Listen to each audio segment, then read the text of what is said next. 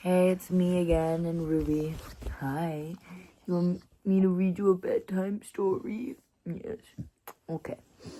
So, happy Friday night. Let's continue on. The way you're looking at me, like, oh. Okay, chapter 2. As I stepped back and attempted to make sense of the picturesque scene I was beholding, I felt an odd sense of recognition deep within my heart. Despite the fantastical situation that matches nothing that I had ever witnessed before. And what was it that I recognized in my heart before my non-physical eyes could interpret that which they would be beholding? That which they were beholding. My heart wanted to be next to this mysterious other's heart. I didn't see him. I saw what I could only describe as an orb of light growing in its expansion as it dusted petals off itself and approached me. I imagined that it was quite like how it would be if I were to have a dazzling star in the night sky move towards me. Then I saw the outline of a man emerging from that star wearing a thin turquoise flannel with a violet velvet vest overlaid. I've always felt that our appearances reveal what messages we are trying to present to the world. My own style was vibrant and mismatched, as if to say, hello! I don't care what you think is normal, so I'm here to challenge that with as much color possible, and hopefully it will confuse you enough to allow you... Hello, I don't care what you think is normal, so I'm here to challenge that with as much color as possible, and hopefully it will confuse you enough to allow yourself to enter a new realm of curiosity. Ruby wants to be in this.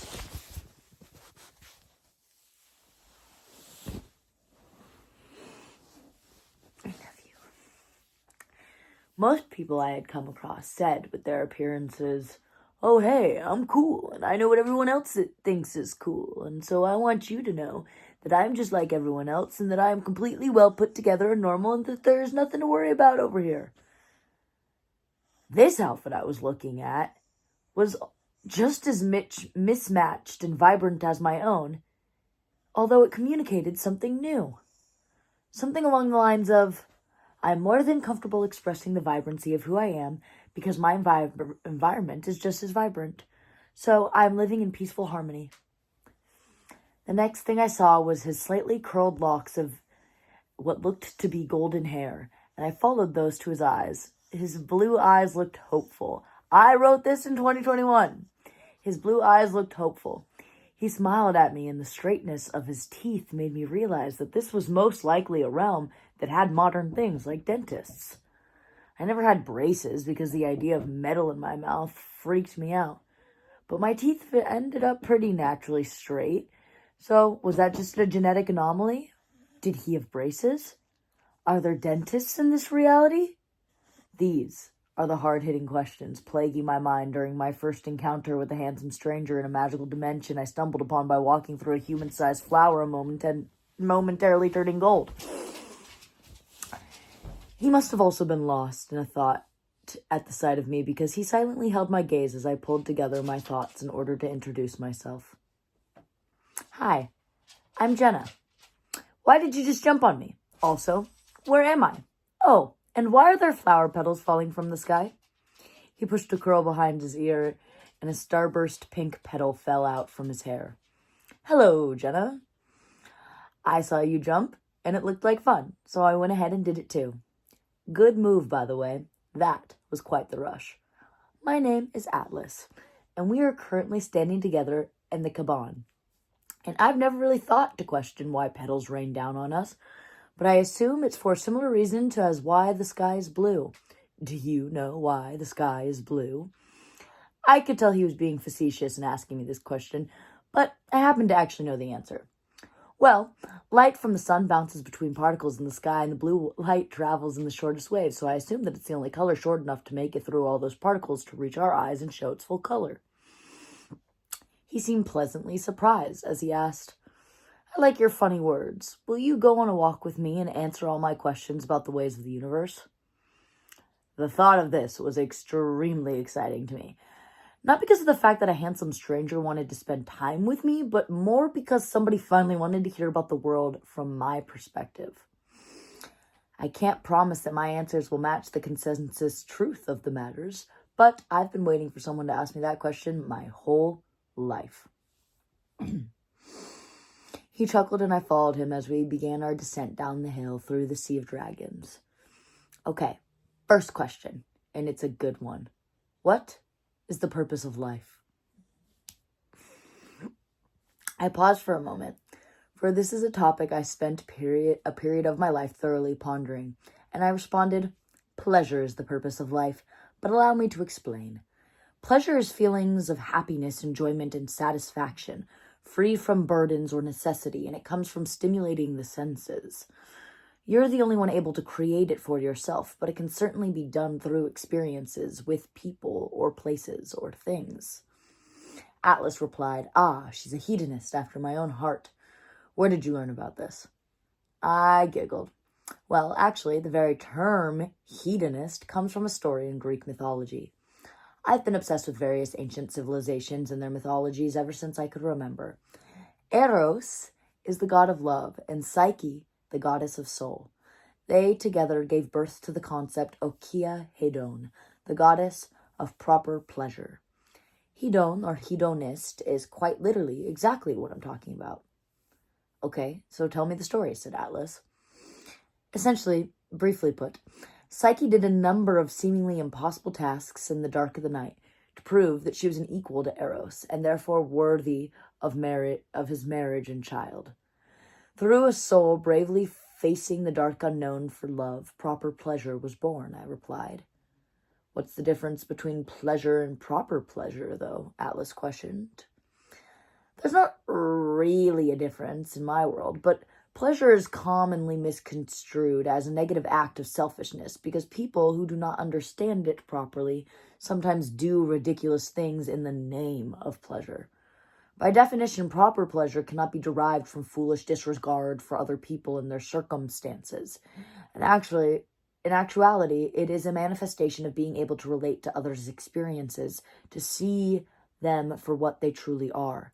In order to have proper pleasure, you have to empathize with another's pain, to see that the pain itself is an illusion of fear in order to not fall victim to that same fear and continue living in pleasure. The concept of proper pleasure is a process of restoration, a movement of the soul through darkness in the name of love to develop an unshakable inner tranquility in the confidence of who you are. Proper pleasure is an inner journey for the freedom to sensually experience with our sensory systems that which feels best according to oneself that life has to offer, of which can be obtained only after finding unconditional love for all within yourself. Atlas questioned. Okay, now we're talking about unconditional love. You're really getting to some deep shit here. Let's take a seat because I want you to go on. We sat down on a fallen log by a peculiarly purple pond that I could almost swear was shimmering to say hello. I started to do what I could only describe as word vomiting my entire life philosophy, which is kind of what I do anyways, but now another person was listening. Through finding unconditional love, you can see that all wrongdoing from our own actions or the actions placed upon us actually comes from the fear of losing love. For example, at some point or another when we were young, someone did or said something that made us feel that love had to be earned, and so therefore we assumed that love was not able to be self-generated. We were subconsciously programmed to believe that love came from outside of us and could only be sought after as a gift from those we tried to earn it from. This pattern plays out throughout all of our lives as self-sacrificing behavioral patterns that stem from the fear of losing love that came from the first initial childhood pain. The only reason why someone ever made us feel that love had to be earned was because someone else made that person as a child believe that love had to be earned, which has become a cycle repeated throughout all of history. If we can see that all pain is a mindset that has been generationally passed down, we can then see that no one has ever meant to make us feel unlovable. We can forgive them and ourselves of any blame because we just see that we are all playing out patterns and stories that we learned and absorbed while young and unassuming. Love is being able to reflect on one's pains and fears while understanding that it's not personal because all wrongdoings of our own or against us are reflections of how others feel on some level unlovable and have thus taught us to do the same. Once we've realized that no human purposefully causes hurt, that it is all just a reaction to their own experience on earth, that we may be free from all pain and fear through the process of teaching ourselves that love comes from within us, so that we may also come to have faith that it cannot be taken from us, and therefore feel free to do things that bring us pleasure without any guilt or shame. Love cannot be lost as long as we personally commit to continually choosing to see all action and words from the lens of love, those rose-colored lenses, which requires us to look at every offensive action or word from the eyes of another as a manifestation of their fear of losing love from an outside source. Taking this journey of forever forgiveness and understanding allows one to trust in the universe and in one's own power enough to live in the present moment without worry, which is often seen as naivete to those who have not gone on said soul journey, but through that naive trust, you find the true capacity to be free of all pain and fear in order to create and experience proper pleasure regardless of what has happened, what will happen, or what is happening.